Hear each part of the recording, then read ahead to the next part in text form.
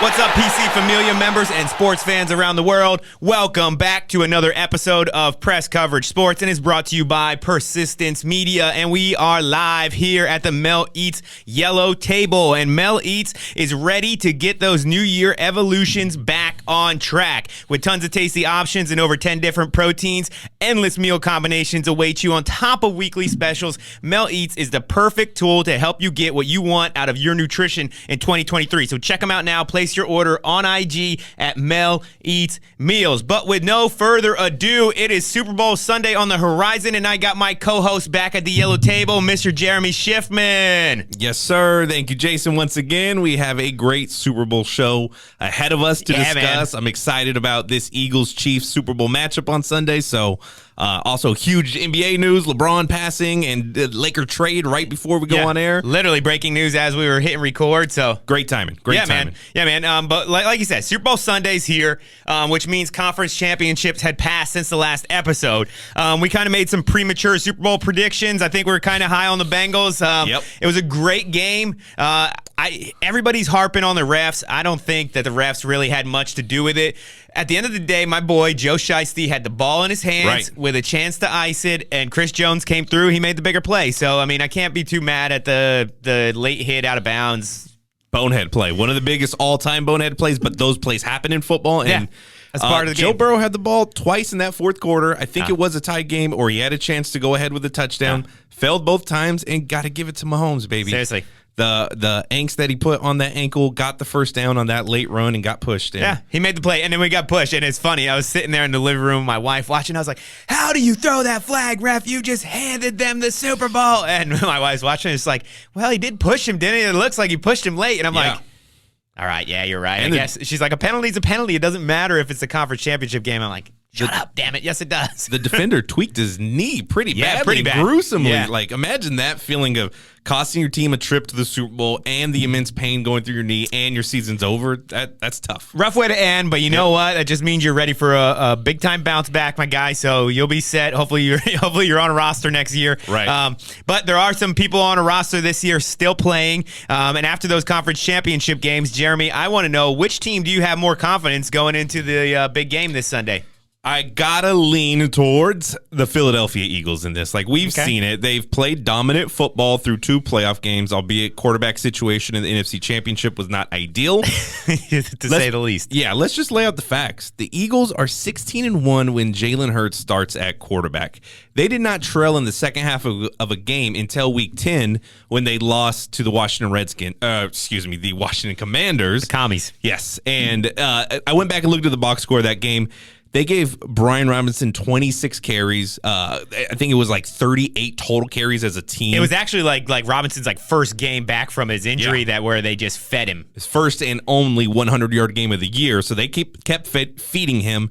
And just looking back on that game, that's how you beat the Eagles, by being able to run the ball, control the clock, and limit Jalen Hurts and what he gets on the offensive side. But let's give the credit to where it needs to be, and that's this offensive line. This is the most dominant offensive line we've seen in a long time.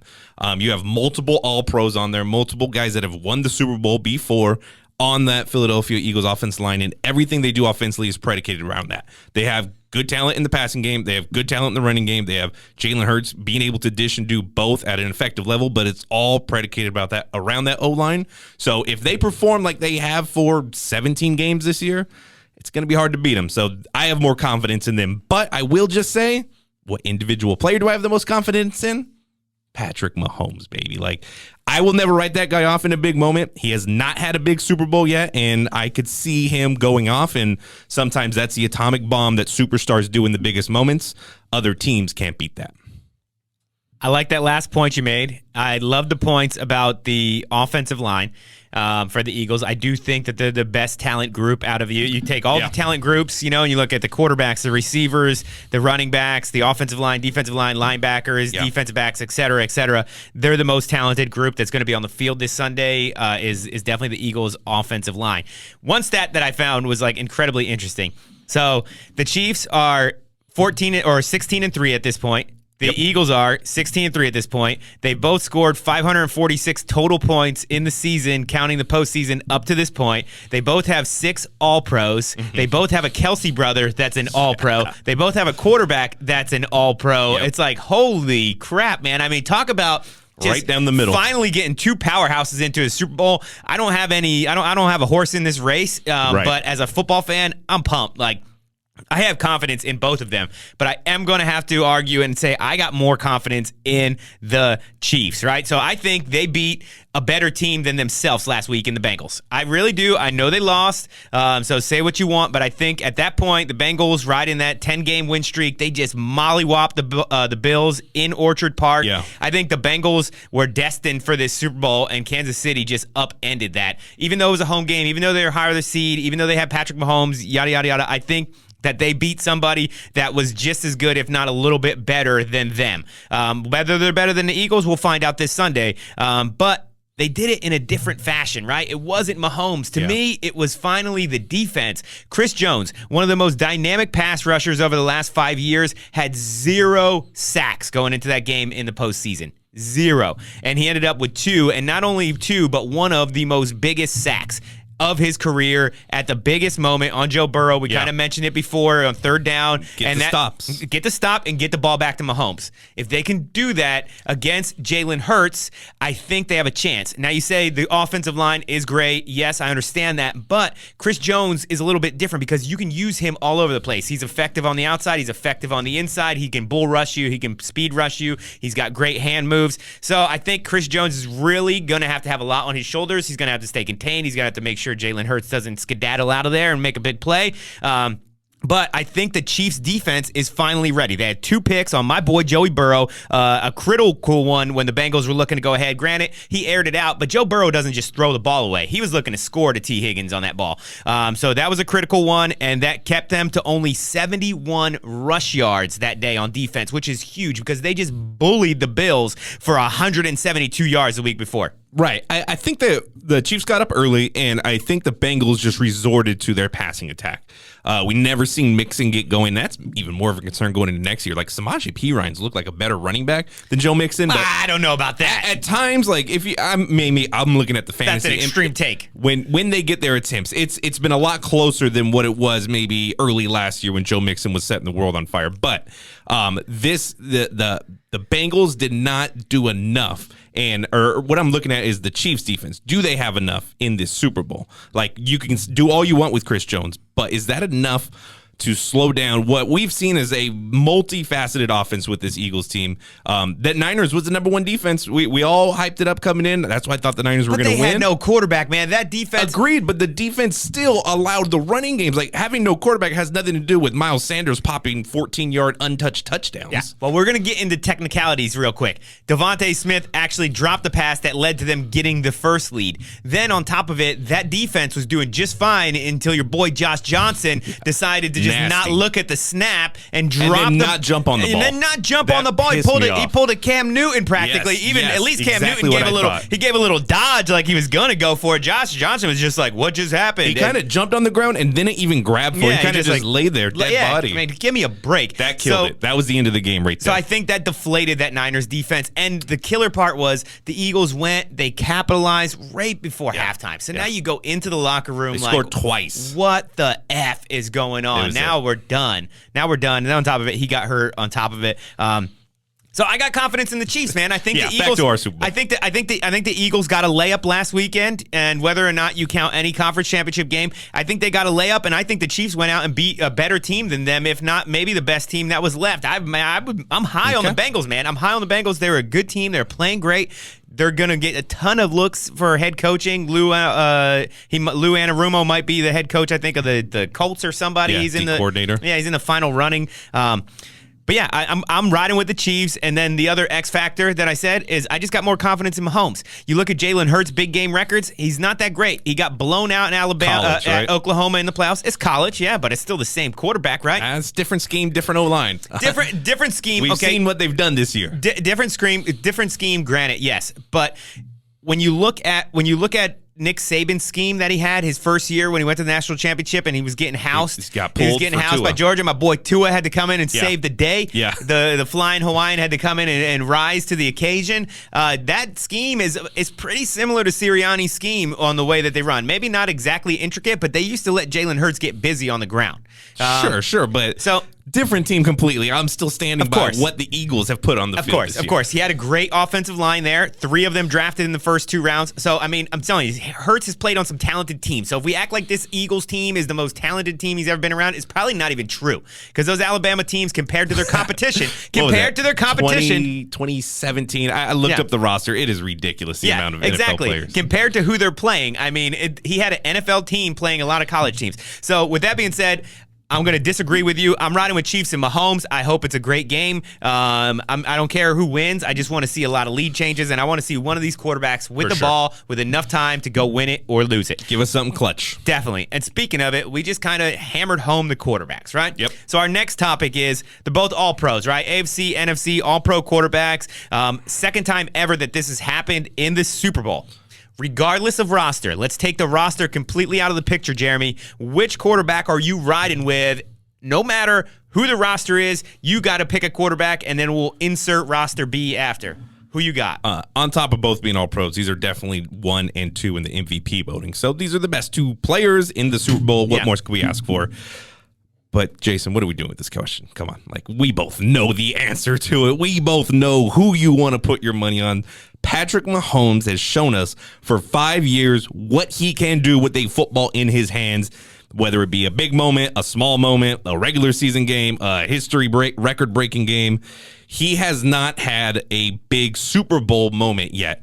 Odds are probably in his favor that he's going to put up a 303 touchdown games. You look back to that Niners Super Bowl. Oh, so you're going with the over for the pass yards for Mahomes. The odds are in his favor. You go back to the Super Bowl against the Niners. He had 2 interceptions, like 250 yards. Still got Super Bowl MVP. Quarterbacks have weird stat lines. You go to a couple years ago against the Bucs. He got completely obliterated. That O-line was decimated. So he did not have a good game at all in that one, and they lose. They get blown out by the Bucs. Odds are he's not going to have 3 bad games in this type of moment. Like, mentally, I think he's there. I think that he proved that he, out of any human being ever, and Wolverine maybe, he could overcome a high ankle sprain in 1 week's time and still perform on the football field. Give him 2 more weeks. They've said round-the-clock treatment. I don't even think the ankle's going to be brought up. Maybe once or twice, but he should be ready to go. He has been the best player. Like, this is his chance to claim the heavyweight championship belt as quarterbacks. Because if he wins, he will be the only active 2-time Super Bowl champion that we have left. Tom Brady's gone. Roethlisberger's gone. Both Mannings are gone. Like, ooh, I like that stat. Aaron Rodgers has 1, and who else? Matthew Stafford has 1. There's not a lot. Everyone else only has 1. That just sounds weird saying Matthew Stafford has 1 to me. Everyone forgets. Remember, Rams, baby, defending champs for 3 more days. Yes, I am rocking the Cooper Cup Super Bowl jersey. You got 3 days. Exactly. Defending champs. Worst defense of a championship ever, but defending champs nonetheless. So to answer your question, I'm sure going with me on this, Patrick Mahomes, my money is on him out of the quarterbacks. And that's nothing to take away from Jalen Hurts. He's been phenomenal this year. He's a talent. But Patrick Mahomes, unworldly. I'm going to ride with you tentatively on that answer just because, I look at Jalen Hurts, and one thing I notice is his roster got better, right? He got A.J. Brown and things like that. So this question kind of skews the stats. But I was digging into some of his advanced stats before this show, and, man, I really like Jalen Hurts. And I just like how he can – I like how he can make up for having mediocre running backs. You look at his running backs, agreed. Who is Miles Sanders? Who is Boston Scott? Who is Kenneth Gainwell? They're all the same guy. It doesn't matter. They all do the same thing when they're out there. I think the Eagles are going to clean house on the running backs, and I think they're going to surprise people in the first round and take Robinson or something, take Bijan and just ride with him for 4 years with Jalen Hurts, and then they'd be able to save money on the position and be able to give Hurts the money that he's going to want especially if he wins this Super Bowl. He's going to get paid everywhere else. He's going to get paid regardless.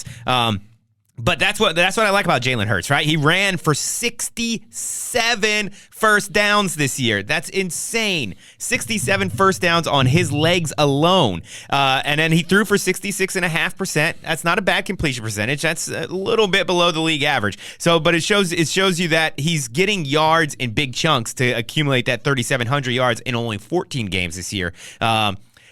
What about his 3rd and 1s and 4th and 1s? It is the most stoppable play in football right now. The quarterback sneak with Jalen Hurts and that O-line just in a rugby scrum. They will move that ball 1 yard every single time. I think they were like 98% or 97%, somewhere ridiculously high. You get the 1 yard, it's done. Well, I think they did it. Yes. I think they did it last week against the Niners. They just did the same play back to back on the goal line. When they had the ball on the 1 yard line, they just lined it back up and said, Niners have a great D, great linebackers. They could do nothing. They stopped them once, and then they just lined it up and said, "Hey, do it again." I know the odds on this play. I think we're gonna get it, so they just did it. But what I like is this year his yards per attempt have actually increased. So 100 is the average on this advanced stat, the way that they figure it out. His first year, rookie year, only played 4 games. He was at 100. Next year, 103.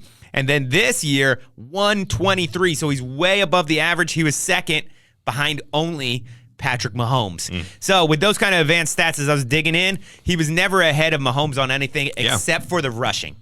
That makes sense. The only way that he makes up for a difference in a roster is with running backs, and I feel like if the NFL has proven anything, running backs are pretty interchangeable, so no matter what NFL roster you have, I think your running backs are going to be kind of decent, so I got to lean with Mahomes, although I really love Jalen Hurts' game. I will say this, we've seen tons of running quarterbacks over the course of the NFL history. We've never seen a Super Bowl game where a running mobile quarterback made that difference with his legs. Like so-and-so had 80 yards rushing. Man, I thought it was going to be Cam Newton that year against Peyton Manning. Dude, I loved Cam Newton that year. I thought it was Kaepernick against the Ravens. He got some first downs, but it was I think 40 or 50 yards.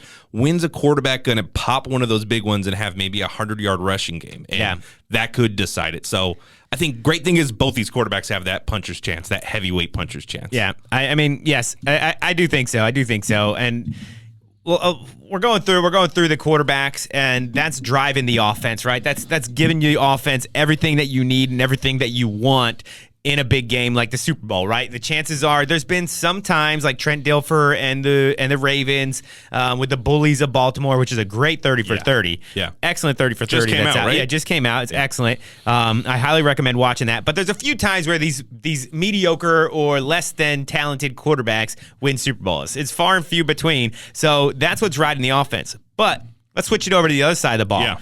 Which team's going to have the edge on defense this Super Bowl?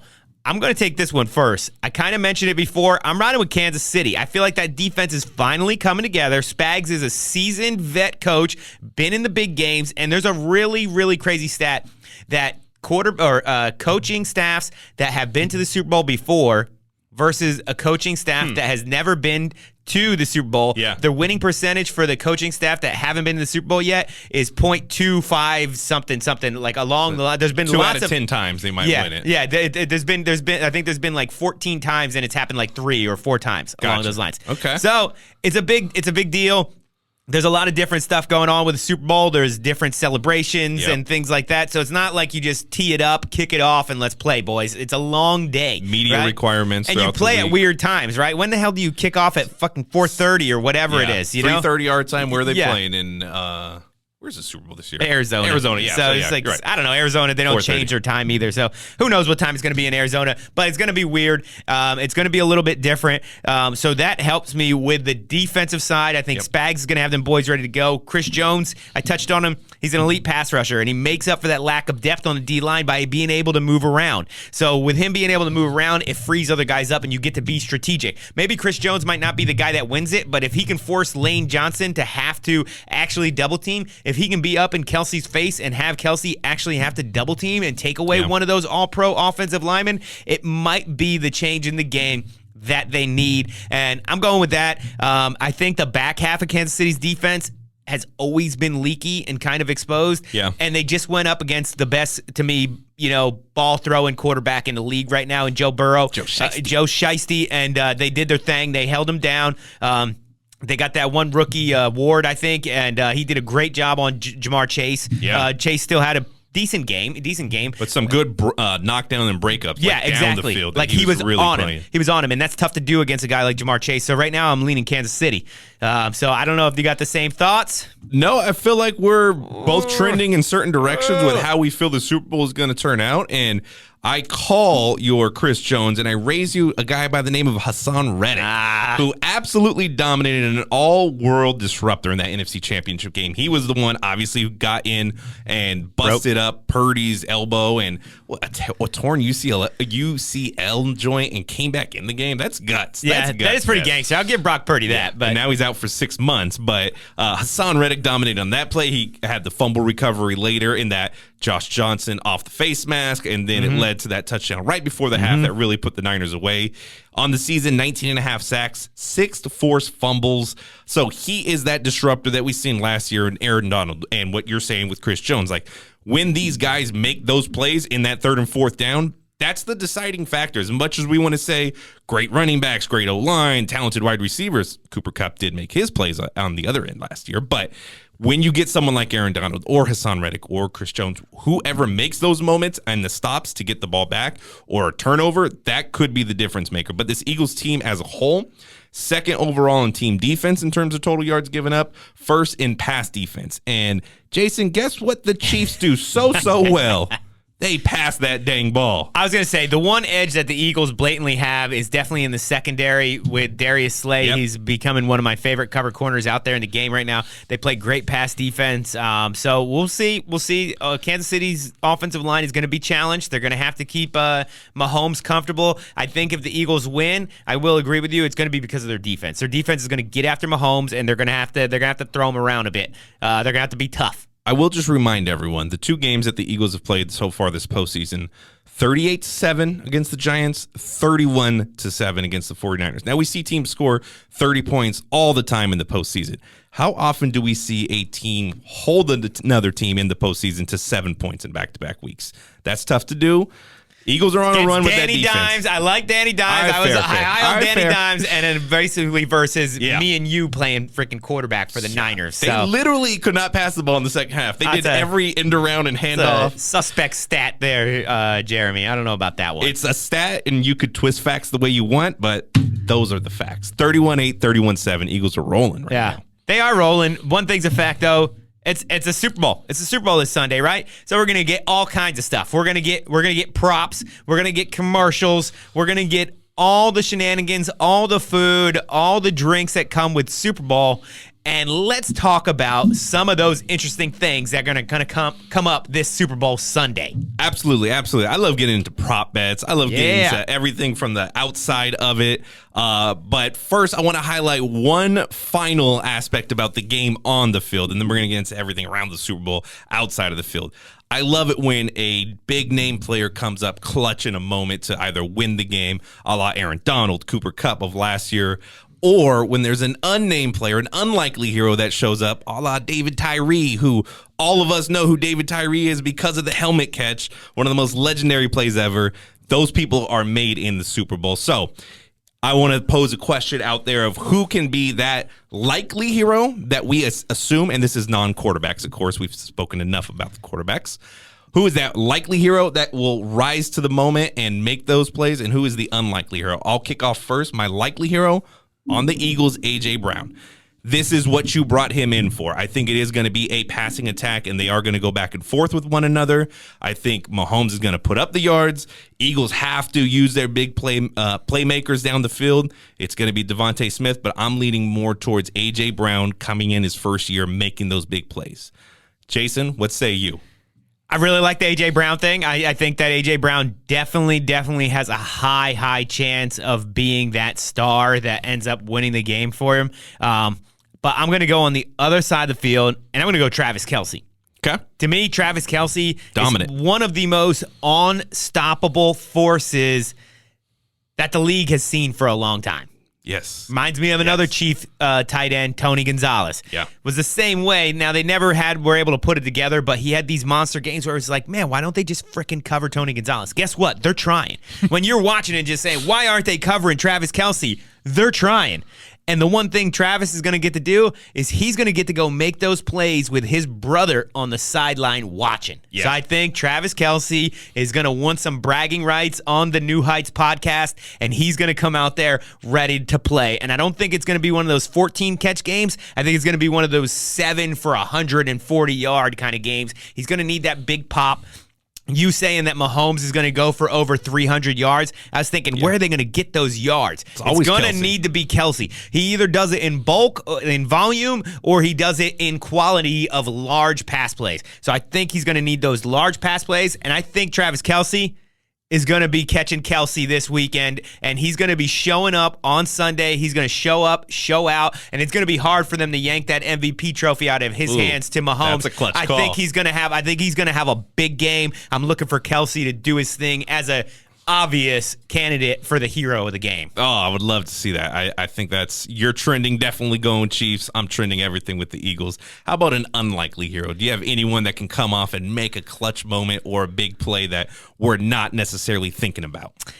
Unlikely hero, I got to go with a guy that a lot of people probably may have heard of now if you're an avid football fan. If you haven't heard of him, you probably should. He's been playing pretty well lately, and he is a Rutgers Scarlet Knights alumni. I'm talking about Pops. I'm talking about Isaiah Pacheco. He is a lightning in a bottle kind of guy, and he doesn't get a whole lot of volume, but he has these moments. He had one against the Bengals where he shedded a tackle. Somebody just grabbed him and was like, okay, we got him. Where's the rest of my gang to help me? And they didn't show up quick enough. He shrugged the tackle and took off for a critical 30, 40-yard scallop out of there. I think that Pops has a chance to do that again. He can catch the ball out of the backfield. He can run for power. And I think the Chiefs are going to need that as an offset from being able to keep the ball out of the Eagles' hands, right? The Eagles dominated the Niners by ball control. That's the kind of guys they are. So the Chiefs are going to have to find that balance. So I think Pacheco's going to get his chances, and I think he's got a chance to make them pay. And then he's also a goal line kind of runner, too. So you can see an easy stat line of 2 touchdowns, maybe of short runs in the goal line, and then one big run to break it. And next thing you look at, it's like, man, Pacheco won this game for him. Yeah, that's crazy.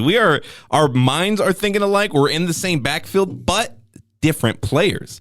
I'm thinking that unsung hero is going to be Jerick McKinnon. We've seen him have a historic stretch to end the regular season. A pass receiving touchdown in 7 straight games has never been done by a running back.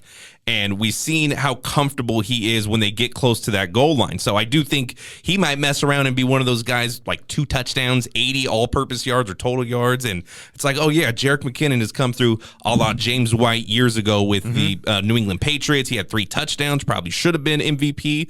But I keep thinking back to when the Chiefs won their Super Bowl against the 49ers.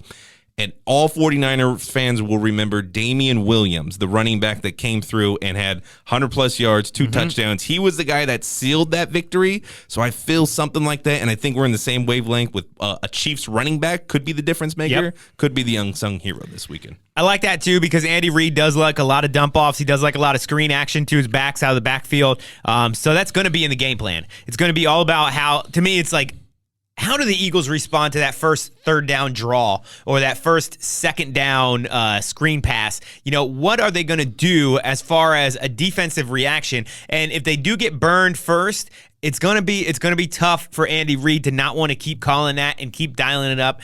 He's creative, and I should give Eric Bieniemy credit where credit is due, too, because he's in there. He's part of those play calls, too. So I'm really looking forward to just seeing how the Chiefs' running back room ends up playing this Sunday. But I do like them, and I could touch on that a little bit more on some props here in a second as well. But I'm looking for Pacheco. Good to know. Good to know. I would love, if you are a betting person and if you have a friend in a state that allows the betting, you never know. Like the 2 touchdown performances, I think both Pacheco and McKinnon would probably have really good odds to score 2 touchdowns. That's probably a plus 800, plus 1,000. Go throw your money on there, but this is not gambling advice. I told you last week I will probably lose, and I got both of the championship games wrong. It's still gambling advice. Just might not be good advice. All right, here's some prop bets for you. These are the more exciting aspect of the Super Bowl for those fans that are not so solely devoted to football, a part of the Super Bowl. National Anthem, one of the favorite things that I love betting on every year amongst friends. It always comes in with a nice timer. Have you ever bet on the National Anthem? I've never bet on it, but I am familiar with the common prop of I usually think, I'm always like, okay, if I can make a 10 prop parlay, I always throw the coin flip and the national anthem on there, and I'm either going to come out the gates hot or I'm just going to kick back and just watch the game and know that it's done right there out of the gate. So I got 5 simple ones. I'm going to get your input. I'll jot it down, and then our next show that we do, we'll see what you got. Yeah, so national anthem is at 121 seconds, 2 minutes, 1 second.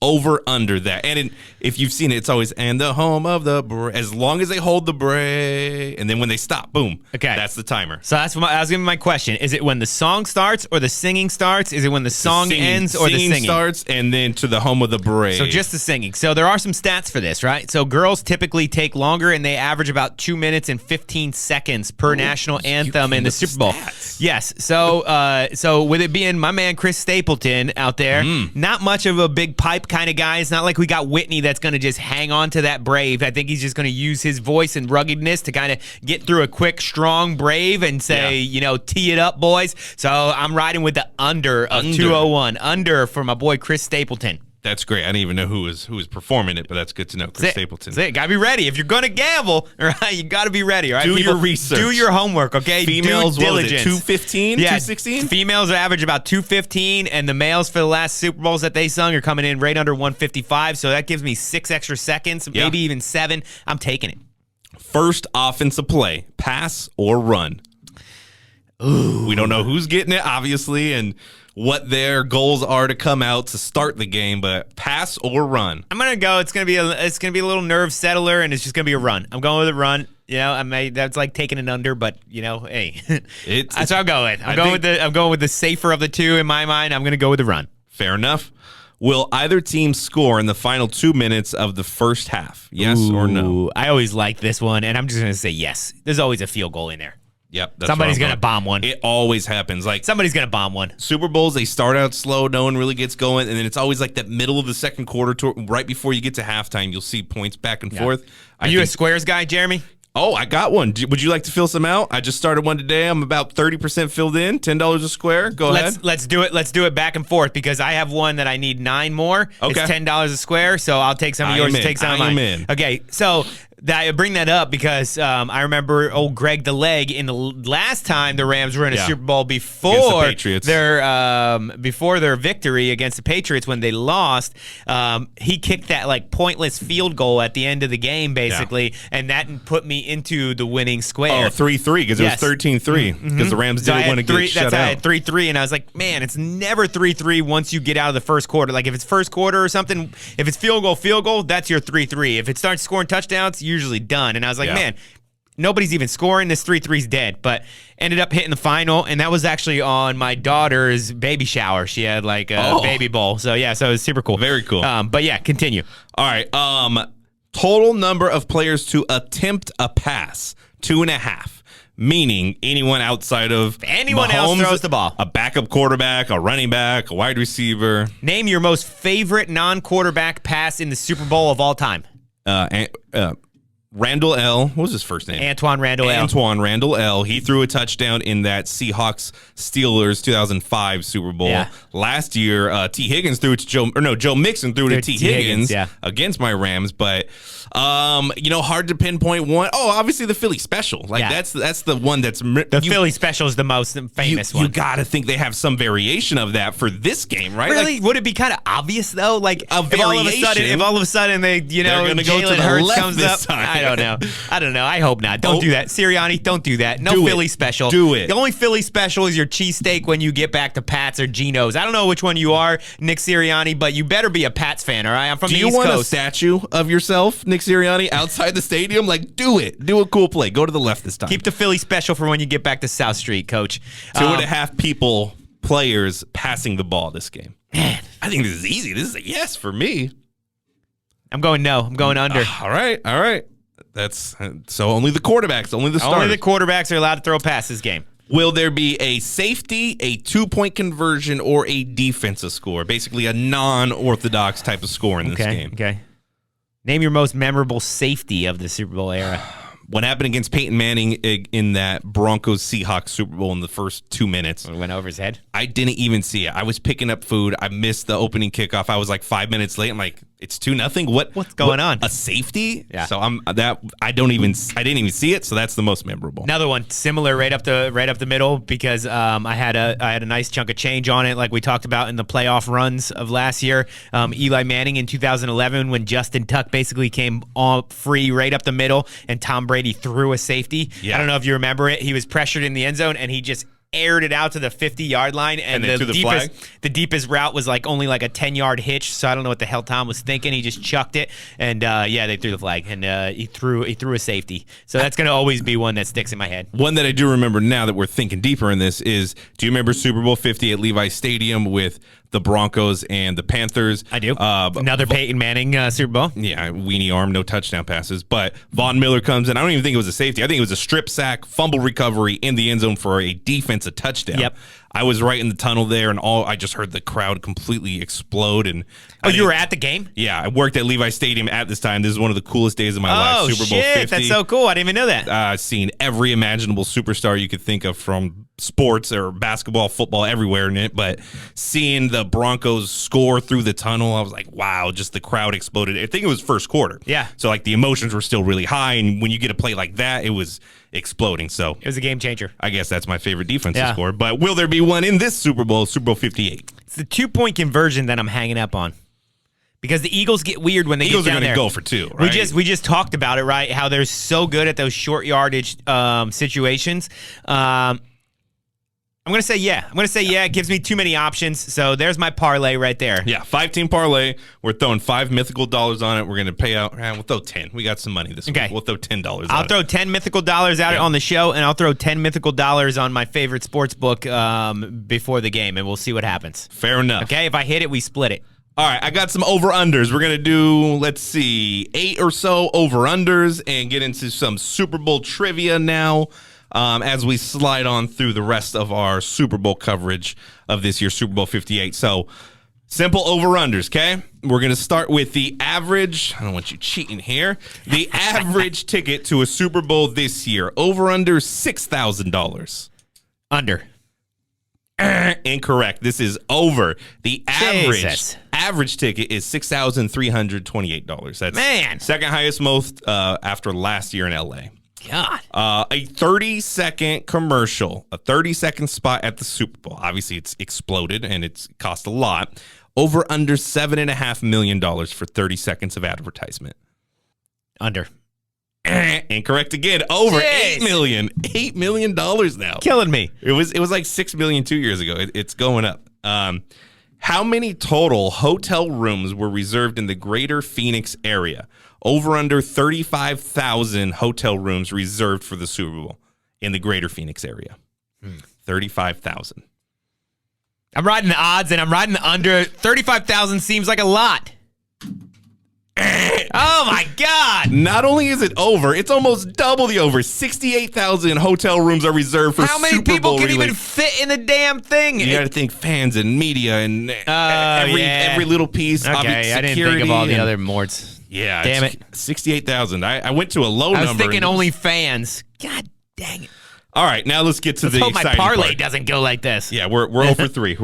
I'm 0 for 3. All right, how many chicken wings will be consumed across America during the Super Bowl? Not pounds, like individual buffalo wings, chicken wings, we're going to call them. And I'm going to set the over-under at 1 billion. I am going to definitely put in my fair share of about a 20-pack of those, and I'm just going to say over. There's enough humans in America that love chicken wings. They're going to eat over that. Yeah, probably by a good margin. 1,450,000,000 chicken wings will be consumed. As long as the supply chain doesn't fail us. Don't fail us, supply chain. I want my chicken wings. I haven't bought them yet, which is now making me nervous that you're giving me these numbers. So I'm going to get some definitely tomorrow. Super Bowl party we're going to is pizza and wings, I guess. Yeah. Wings are the second most consumed food at Super Bowl parties. At 24% of all parties will have buffalo wings. What is the number one food that is at the most Super Bowl parties at 28%? I'm between two right now. I'm thinking like ribs or pizza. And I'm thinking pizza just because you can order it, and the poor people at pizza places just have to work every single day of the year, and that's just the way that it is because America loves their pizza. So I'm going pizza. Ding, ding, ding, ding. We got two in a row. I'm coming back, baby. I'm coming back. So, yeah, the most two consumed at 28% and 24% respectively at every Super Bowl party is pizza and wings. Pizza and wings. All right, now we talked about the food. Let's talk about the liquid that will be consumed on Super Bowl Sunday. We have three major categories. We have beer, we have soft drinks, your sodas, and we have your hard liquor and wine. We'll lump those two together. Okay. Put those in order of what is the most consumed, second most consumed, third consumed out of all parties. Okay. First consumed, I'm going with beer. Just because not that many people drink that many sodas. Correct. That is correct. Beer is number one by a good margin, of course. And then what was it? Water and soda? No, soda and then liquor. Soda and liquor. Oh. Water didn't even make the list, but I'm sure. I feel like a lot of people, me personally, I like my liquor straight up. I'm just like that. Maybe throw a drop a large ice cube in my whiskey. So I'm thinking a lot of people are going to drink soda with their liquor, and then there's some people that just aren't even going to drink the liquor. So there's my analytics for this topic. Love the science. I'm going with soda number 2, liquor number 3. We're perfect on that. So it's beer, soft drinks, and liquor at third. Now with coming back, baby. How much money will be spent on beer? I'll give you over under $1 billion spent on beer. Money spent on beer. Doom, doom, doom. Can we get some Jeopardy music in the background? We can do that. I'm going with over. Over $1.25 billion spent on beer alone for Super Bowl Sunday. Buy your Budweiser stock now. How about sodas? Over under $500 million spent on sodas for Sunday. I'll go under. Over $517 million. And then over under liquor, $200 million spent on liquor on Super Bowl Sunday. Under. Over again, $225 million. So that's a combined $2 billion just on drinks. Yes. Just on them drinks, baby. Fluid that we will be drinking on Sunday, not to include water. Dude, I can't wait. You're getting me excited for Sunday right now. This is it, baby. This is what we all come for. And unfortunately, with $2 billion being spent on sodas and beer and liquor, a lot of people call out of work on Monday. It should be a holiday. It should be, I would hope, but I doubt it. Over under 12 million people will call out of work on Monday. Let's go over. Over is correct. 16 million people call out. And that is 1% of the entire adult working population will call out. So 1 out of every 100 of us is going to be hungover and calling out of work on Monday. All right. I like it. Those are the facts. All right. God bless America. We'll summarize our Super Bowl conversation we've talked about all these teams that can win, that all the good moments that we've experienced at the Super Bowl and how fun Super Bowl parties are. Give me the 12 teams that have never won a Super Bowl. Ooh. And don't worry, I got a simple clue for each of them for you, so I don't want you just to think about how hard it is. Go or no? Name the ones that you can, and I'll cross them off. Any of the ones that you need a simple clue, I got you. Jaguars. Correct. Texans. Correct. Panthers. Correct. Give me a sec. Bills. Correct. Vikings. Correct. Chargers. Correct. 7 out of 12 so far.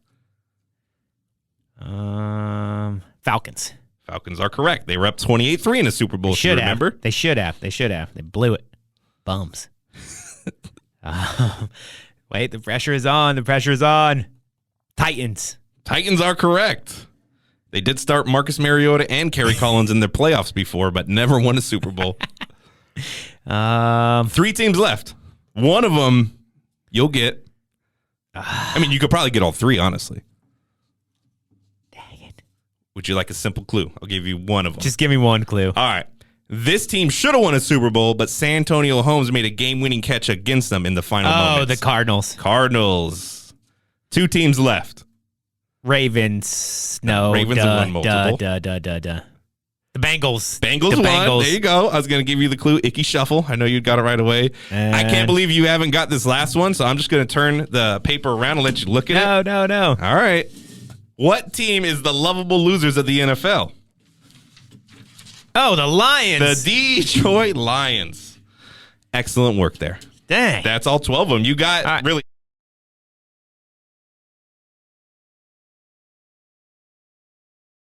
Cool. So, All right. excellent work. I'll take it. Power rankings time. You wanna cue Dude, me we're up? at Power Rankings, Yep. Power Rankings of the Super Bowl. So this is time for another edition of Jeremy's infamous Power Rankings. What's our topic this week?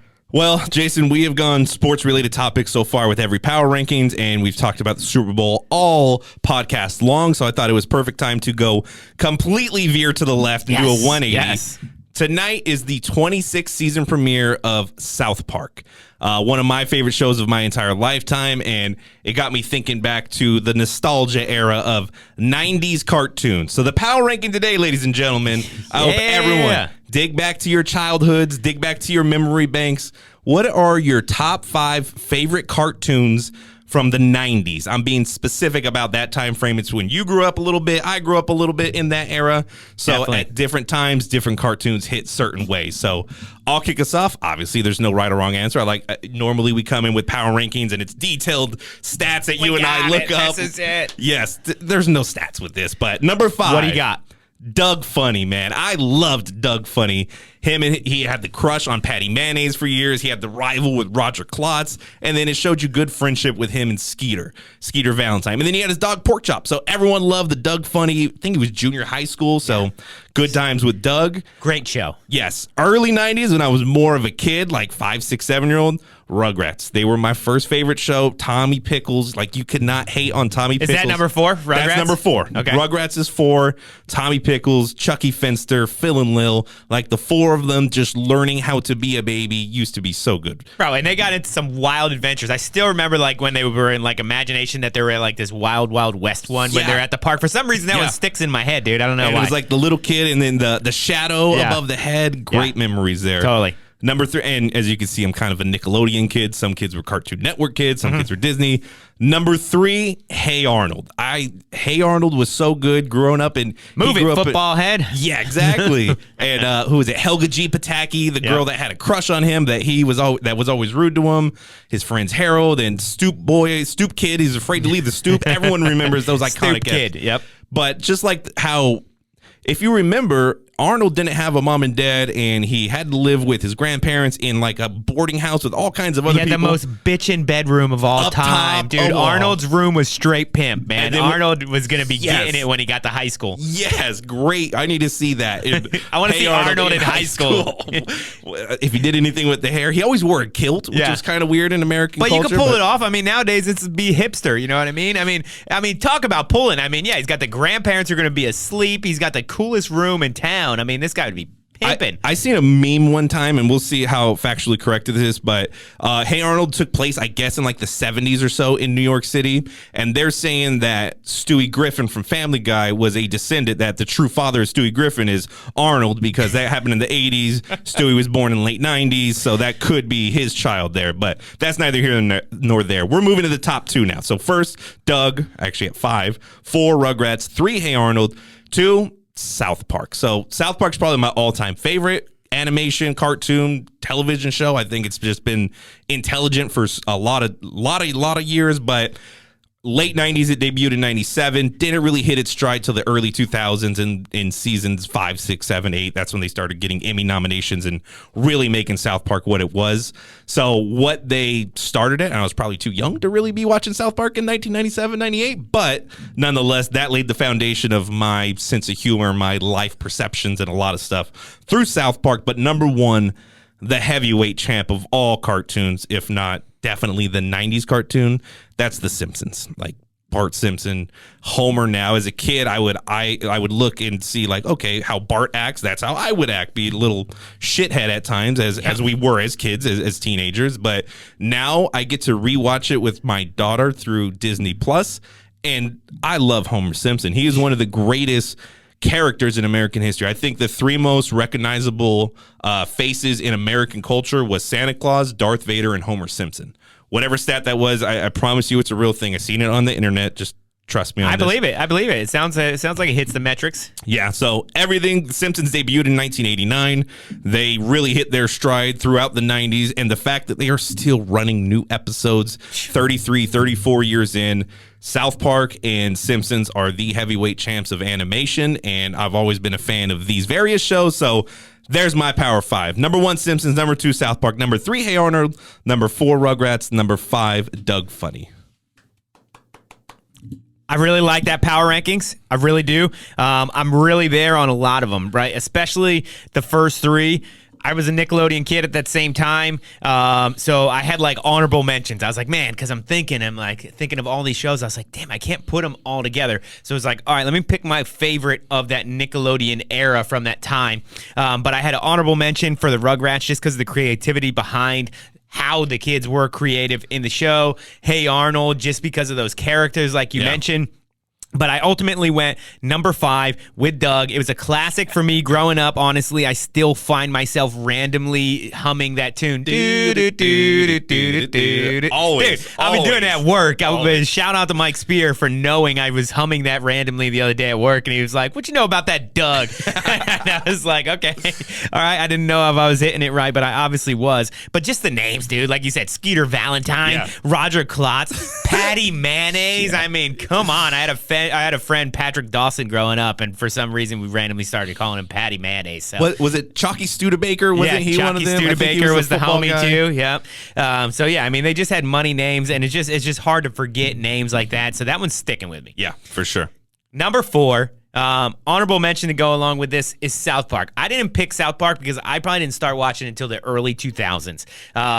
When it got the buzz, like you kind of said, it really started hitting its stride. And I love South Park, and that's kind of where I feel like a lot of the great comedy that we got out of, like, the Superbads, the Wedding Crashers, and those kind of Napoleon Dynamites. Those guys were South Park kids, and that's how they came out with those classic movies for us. That's a great way to paint the picture. That's what I thought of, like how important South Park was, because it just sculpted the youth to be able to make those classic humor comedy movies once they got older. We had all those movies that came out, the R-rated comedies from 06, 07, 08, 09, and it's just so many of them. Hammering them. And that's exactly along the lines of 8 years after South Park really started hitting. I'll be forever disappointed because of that, because you'll never see that kind of run from like Will Ferrell and the Napoleon Dynamites and all these different movies that were coming up. Yeah, the Vince Vaughns, and it's never going to be able to hit that consistently. You might sprinkle one in here, one in there. Comedy's different now. Yeah, you can't get away with different. it. Yeah, it's different. But South Park can. They have like that golden ring of they could say whatever they want about true human beings in a animated series, and they don't catch no flack for it. I think the cartoons are the thing, right? Because you hide behind the cartoons.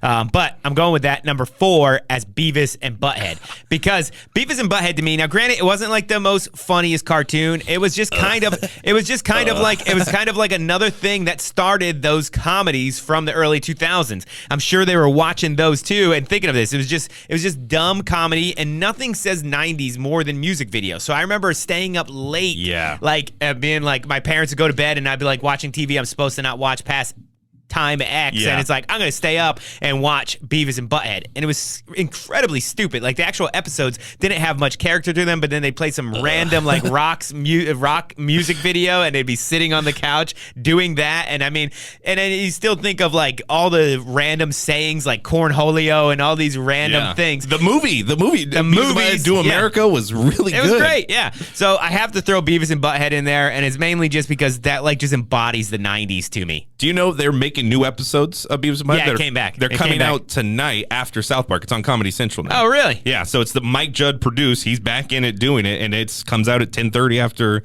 the new season of South Park premieres. Look at that. See, I'm telling you, like, to me, they're like people up. they're 1 and 2 right there, as far as like that type of comedy. Yeah. Number 3 for me, Animaniacs, okay? I can never forget the iconic song where it starts. I thought it was so cool coming out of the Warner Brothers water tower. Yeah. And then what I liked about the Animaniacs is like you got multiple shows in one. It was like the beginning of like sketch comedy, right? Yeah, it was like a Dave Chappelle episodes or something. Yeah, it was like a Dave Chappelle show of cartoons. So you got like a Pinky and the Brain, you got Animaniacs with Wacko and Yakko doing something crazy, and then like so you got multiple shows that you got to watch, and to me that was cool. You know, you got to feel like you got to jam 3 shows into one show.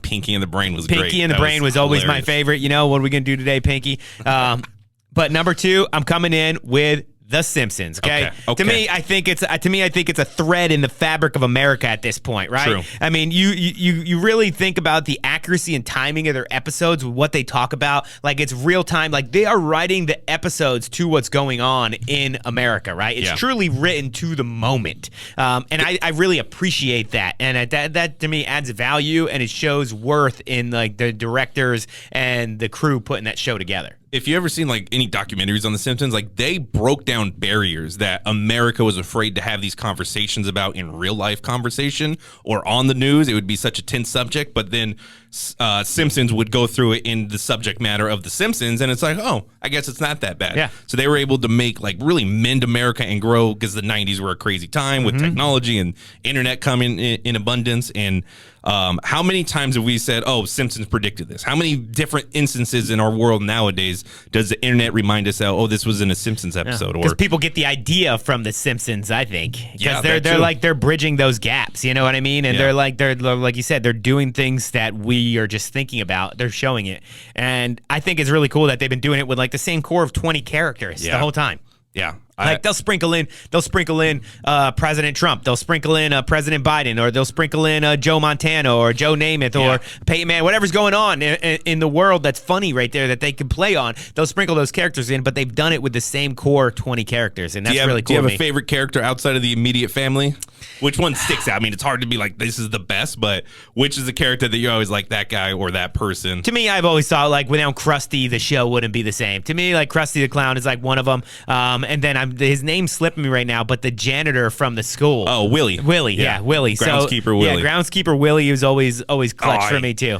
How about you? Chief Wiggum always stood out. Chief Wiggum, hell yeah. So incompetent. But on top of Chief Wiggum, like, ask my friends, as a kid, I loved Ralph Wiggum, his son. Like, the little stupidity of everything that he would do. And his voice is awesome. So the Wiggums, I guess, is my favorite. The Wiggum family, okay. I dig that. Apu, too. I guess, never mind. There might be some issues nowadays with Apu and PC culture, but Apu was hilarious. Issues with everything nowadays. But yes, exactly. True. It was a very hilarious character. And to me, the Halloween Treehouse of Horrors is just pure gold. Yeah. Like I always like, I might not watch Simpsons all year, but Halloween comes around and I'm like, ooh, let's watch what the Simpsons came out with. So that's number 2.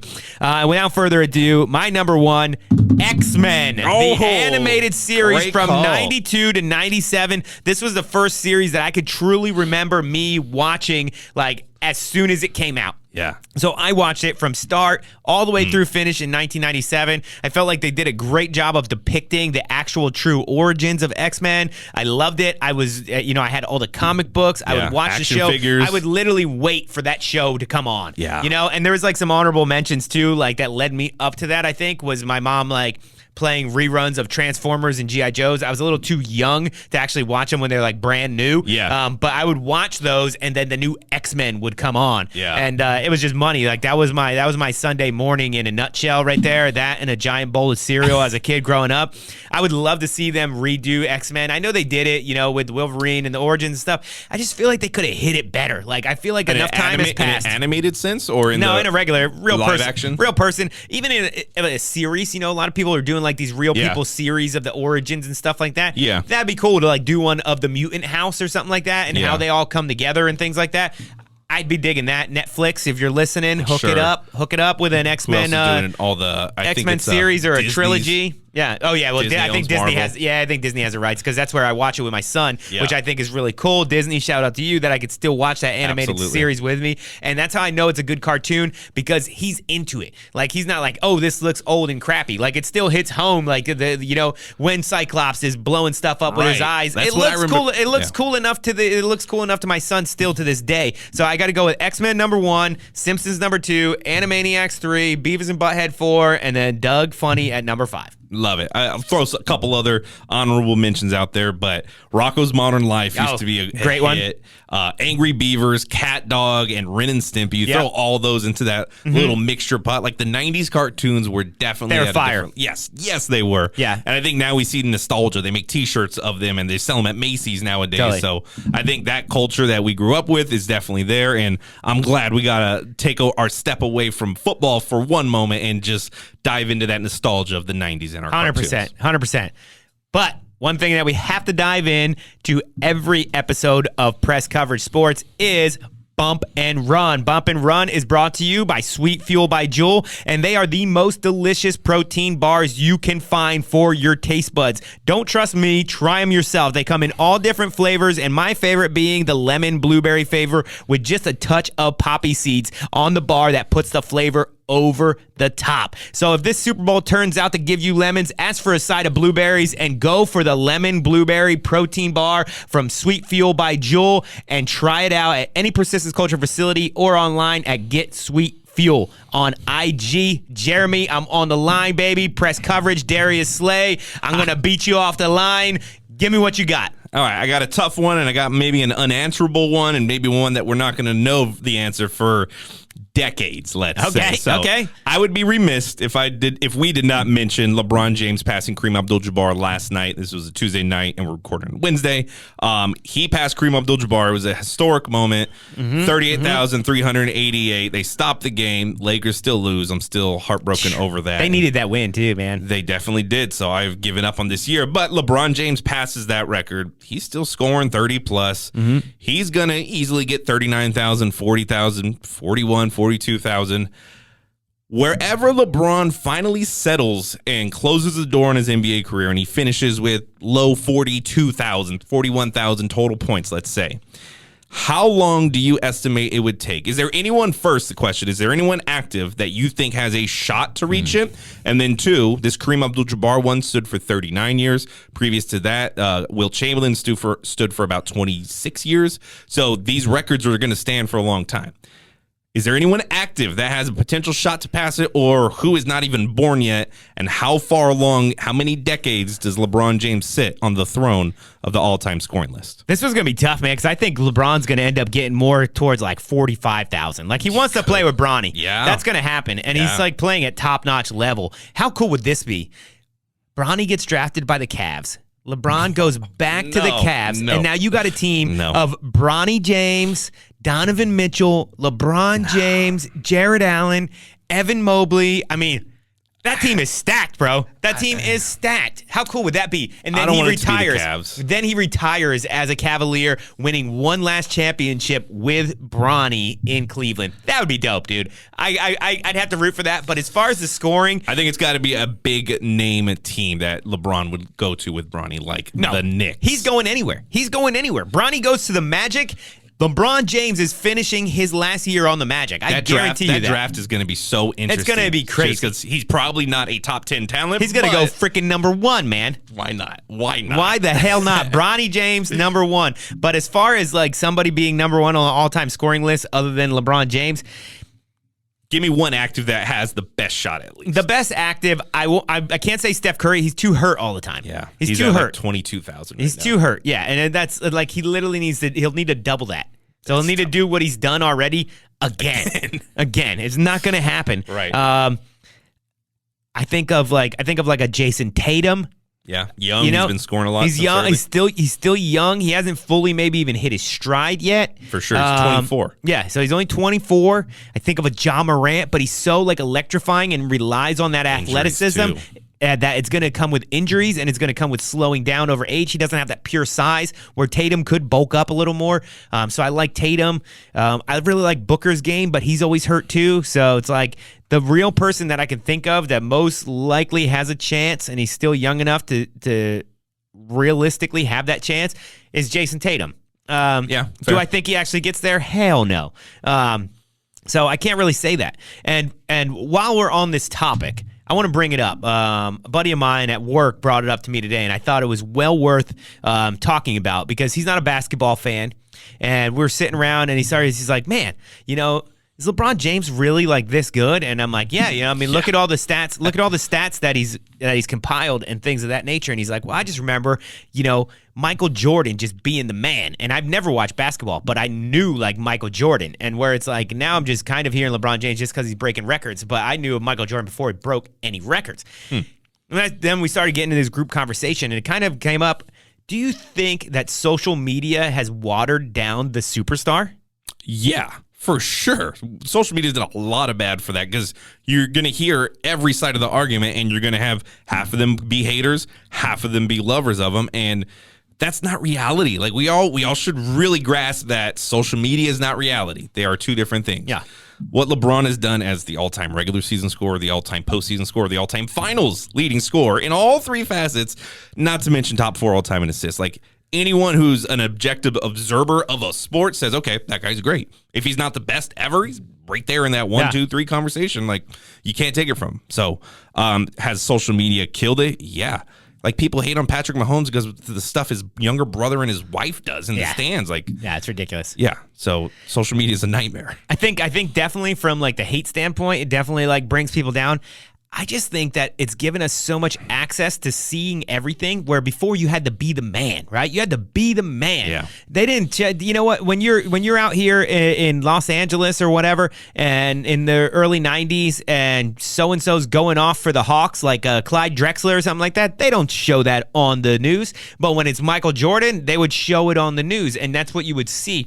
Where social media, it's like now if somebody has the most incredible dunk that you've never even seen Michael Jordan be able to pull off and he's just some random dude on a city park, you see it 5 million views, 5 million likes, and it makes everything just less impressive when you see it in the live version. And I feel like that's what's kind of watered down. It's like raised our expectations to this ungodly height that we're like, but LeBron James, he's so boring. He's only got this record because he's played for 20 years. You know how hard that is to play for 20 years? Kareem Abdul-Jabbar had to play for 20 years and he was not scoring 30 points a game. He was averaging 10 points a game in his 20th season. He's done it in 150 less games. Yeah, and LeBron's averaging 29 points a game. That's a vast difference there. But need respect, but I do think that it came up. He brought that up, and I just like, and we ended up on the social media being the issue, and I'm like, man, it really has. I don't think watered it's the down. only issue. I think it's just an impact of social media is what we see with these superstars. But I think you posed the question of does he get his jersey retired with the Lakers, which is an interesting thought, and I think yes, 100% they're going to retire his jersey. Do you think they should? Yeah. Because really, here's the thing. But what has he done? I need to see him win some playoff series. The Lakers needed a LeBron James in 2018 because they had the 6 consecutive seasons of not making the playoffs, and that's never happened in their franchise history. They only missed the playoffs 5 times in 60 years up to that point. So missing it 6 straight years, they needed LeBron. LeBron needed Los Angeles. 2 different things here. So Lakers will have always treated their superstars great. You know, Wilt Chamberlain only played 5 years with the Lakers. He won a title there. Yeah. He got his jersey retired. He has the all-time regular season mark of field goal percentage in a season at like 73% because all he wanted to do was break that record. But he won 2 championships, right? One with the Lakers. Championship. He only won one in 1972. The other one was with the Philadelphia How many playoff Warriors. appearants? Probably. I mean, he had Jerry West. He had Elgin Baylor. How many series wins? They only won 1 championship, which is more surprising, with 3 Hall of Famers and throwing Gail Goodrich. 3 aging Hall of Famers, though. Wilt Chamberlain was the one in his prime. No, he was Jerry West was the one in his prime at that stage, in the late 60s, early 70s. Point being, he only played a couple years. The Lakers having this happen as a Laker, having him pass Kareem, that's a huge moment. And they won, I don't care what anyone says, they won the championship the year Kobe died and the year COVID killed everything that we were trying to strive for in 2020. So the fact that every other team had to go to the bubble, every other team had to play those 48-minute games, the Lakers still came out on top at the end. And mind you, they were still the number 1 seed when the pandemic shut down the league in March 11th. They were the number 1 seed in the West. They were having a great year. It's not like they were an 8th seed that got hot in the bubble. They were the best team in the regular season. They go to the bubble. They handled business pretty easily to the championship. So they win a title.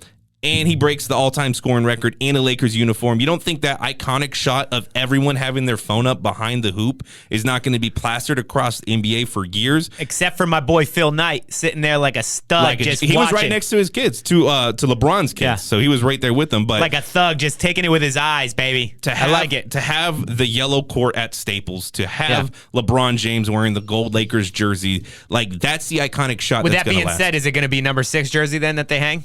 It's got to be. Ooh, that is no. He hasn't done shit in 6. They won the title with him at 23. But really, you're going to take away number 23? I mean, but that picture is going to be number 6. It's got to be number 6. That's a tough question. I got to be number 6. Every Kobe fan and every friend that I know that's a Kobe and Kobe lover, LeBron hater. I was about to say, why don't you retire both? It's like no, Kobe gets to be both. LeBron don't get 6 and 23. You can't give him 6 and 23. You know, LeBron James, he touched 3 franchises and he made all of them a lot better, and all of them got worse when he left. So he's made his impact. Yeah, we'll see. LeBron James, I'm appreciative of his career. I'm really excited to see how it ends with Bronny. But I'm really excited for this game on Sunday. Super Bowl, baby. Jay Shiffy, thanks for joining me at the Yellow Table. It's been a pleasure shooting this Super Bowl edition press coverage with you. Final thought. What's the score? Who wins? I'm going 37-34 Eagles. Eagles, you are. All right, I'm going 28-24 Eagles. Okay.